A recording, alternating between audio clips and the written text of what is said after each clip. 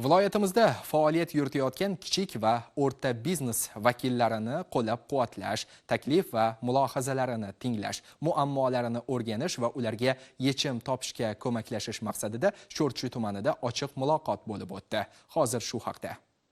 Davlatimiz rahbarining kichik va o'rta biznesning iqtisodiyotdagi o'rnini oshirish, uni yangi bosqichga olib chiqish masalalariga bag'ishlangan uchrashuvda belgilab berilgan vazifalar ijrosini ta'minlash maqsadida Surxondaryo viloyati soliq boshqarmasi boshlig'i Erkin Narmanov viloyatimizning shahar va barcha tumanlarda tadbirkorlar bilan bevosita ochiq muloqotlar o'tkazib kelmoqda. Mazkur o'tkazilayotgan uchrashuvlarda 730 nafardan ortiq xususiy biznes vakillari ishtirok etdi. Muloqotlar davomida tadbirkorlar tomonidan 50 dan ziyod murojaat va takliflar bildirildi. Quvonarlisi, tadbirkorlarning har bir murojaati soliq boshqarmasi rahbari tomonidan shaxsan nazoratga olindi. Navbatdagi shunday ochiq muloqot Sho'rchi tumanida tashkil etildi. Unda ham kichik va o'rta biznes vakillariga soliq qonunchiligiga kiritilgan o'zgartirishlar to'g'risida batafsil tushuntirishlar berildi. Shuningdek, tadbirkorlarning faoliyati bilan bog'liq muammo va takliflar tinglandi. Aksariyat murojaatlar qo'shilgan qiymat solig'ining salbiy farq summasini qoplash masalasiga taalluqli bo'lgani bois tadbir ishtirokchilariga ushbu soliqni qaytarish tartib-tamoyillari haqida keng ma'lumotlar berildi. Muloqot paytida kelib tushgan murojaatlarning aksariyati shu yerning o'zida hal etildi. Qolgani esa o'rganish va vaqt talab etuvchi masala sifatida nazoratga olindi.